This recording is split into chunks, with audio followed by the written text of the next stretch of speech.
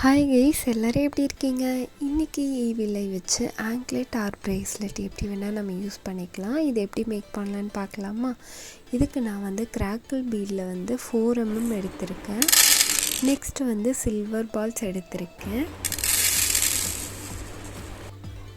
அடுத்தது ஈவிலை 1, பட்டர்ஃப்ளை 2, அப்புறம் கொஞ்சம் எக்ஸ்டென்ஷனுக்காக செயின்ஸு, அப்புறம் லாப்ஸ்டர் ஹூக் 1, அப்புறம் ஒரு குட்டி மணி அந்த செயினோட எண்டில் ஆட் பண்ணுறதுக்காக, அப்புறம் கியர் லாக் மெயினாக, அப்புறம் கியர் வயர். நம்ம இப்போது கியர் வயர் வச்சு தான் மேக் பண்ணவே போகிறோம். ஸோ நம்மளுக்கு பிடிச்ச மாதிரி பீட்ஸ் அரேஞ்ச் பண்ணிக்கலாம். நான் சில்வர் பால் 1, அப்புறம் கிறிஸ்டல் பீடு 1, இந்த மாதிரி மாற்றி மாற்றி எவ்வளோ வேணுமோ அவ்வளோ காலுக்கு ஏற்ற மாதிரி நான் ஆட் பண்ணிக்கிட்டேன்.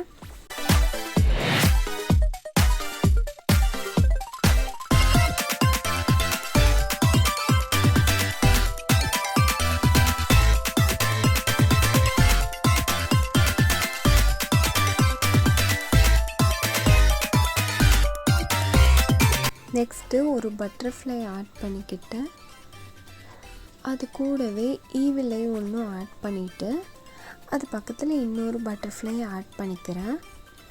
அப்புறம் மறுபடியும் ஃபஸ்ட்டு நம்ம பண்ணோம்ல அந்த மாதிரி சில்வர் பால்ஸ், கிறிஸ்டல் பீட்ஸ் இந்த மாதிரி மாற்றி மாற்றி ஆட் பண்ணிகிட்டே வந்துடுறேன். அதுக்கப்புறம் சில்வர் பால் 1 போட்டோன்னையும் கியர் லாக் 1 போட்டுட்டு மறுபடியும் இன்னொரு சில்வர் பால் நான் ஆட் பண்ணிக்கிறேன்.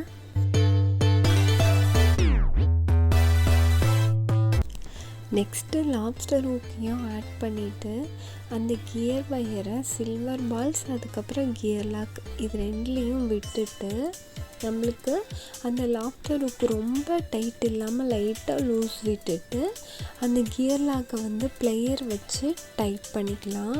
அவ்வளோதான், லாக் ஆயிரும்.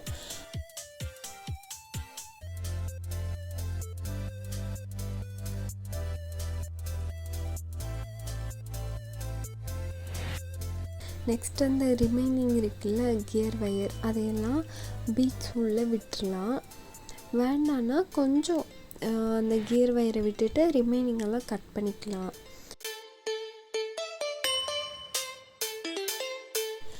இதே மாதிரி நெக்ஸ்ட் சைடில் தேவையான கியர் வயரை மட்டும் கட் பண்ணி வச்சுக்கலாம். இப்போது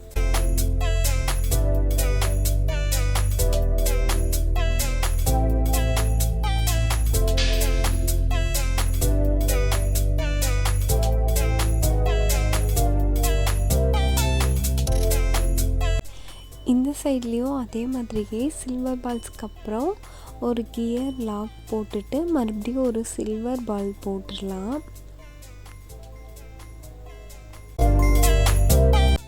நெக்ஸ்ட்டு அந்த செயினில் ஹேங் பண்ணுறதுக்காக ஜம்ப்ரிங்கில் ஒரு மணியை கோர்த்துட்டு ஜம்ப்ரிங்கை அந்த செயினில் எண்டில் அட்டாச் பண்ணிடலாம்.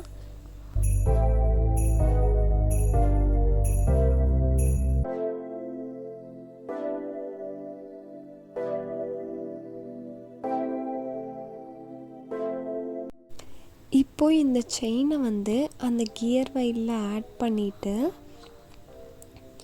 அந்த வயரை மறுபடியும் சில்வர் பால் அதுக்கப்புறம் கியர் வயருக்குள்ளே விட்டுட்டு ஃபுல்லாக ஓரளவுக்கு உள்ளே விட்டுட்டு அதை ப்ளேயர் வச்சு நல்லா இழுத்துடணும். எவ்வளோ டைட் வேணுமோ அந்த அளவுக்கு வச்சு இழுத்துட்டு அப்புறம் ரிமைனிங் இருக்க கியர் வயரை கட் பண்ணிடலாம். கட் பண்ணிவிட்டு அந்த கியர் லாக் இருக்குல்ல அதை நல்லா ப்ரெஸ் பண்ணி லாக் பண்ணிக்கலாம். இந்த கியர் லாக் 1 or 2 கூட ஆட் பண்ணி லாக் பண்ணிக்கலாம். எனக்கு நான் ஆல்ரெடி இதை மேக் பண்ணியிருக்கேன். ஸோ 1 அதுக்கு போதுமானதாக இருந்துச்சு. ஸோ நான் ஒரே ஒரு கியர் லாக் மட்டும் வச்சு அதை லாக் பண்ணிடுறேன். இதில் அந்த ரிமைனிங் குட்டியாக கியர் வயர் இருக்கும், அதையெல்லாம் நல்லா உள்ளே அந்த சில்வர் பாலோ இல்லை பீடு இருக்கும்ல அதுக்குள்ளே நல்லா விட்டுறணும், இல்லைன்னா குத்தும். இப்போ ஃபைனலாக அந்த கியர் வயரில் லாக் பண்ணிக்கலாம். நம்ம லாக் பண்ணிட்டோன்னா நம்மளுக்கு இப்போது ஆங்க்லெட் ரெடி ஆயிரும். இதை நம்ம கைக்கு ப்ரேஸ்லெட்டாகவும் யூஸ் பண்ணிக்கலாம், காலுக்கு ஆங்க்லெட்டாகவும் யூஸ் பண்ணிக்கலாம். ரொம்பவே க்யூட்டாக இருக்கும். இந்த வீடியோ உங்களுக்கு பிடிச்சிருந்ததுன்னா மறக்காமல் லைக் பண்ணிக்கிட்டு நம்ம சேனலை சப்ஸ்கிரைப் பண்ணி பக்கத்தில் இருக்க பெல் ஐக்கானையும் கிளிக் பண்ணிக்கோங்க. தேங்க்ஸ் ஃபார் வாட்சிங் கைஸ். டாட்டா.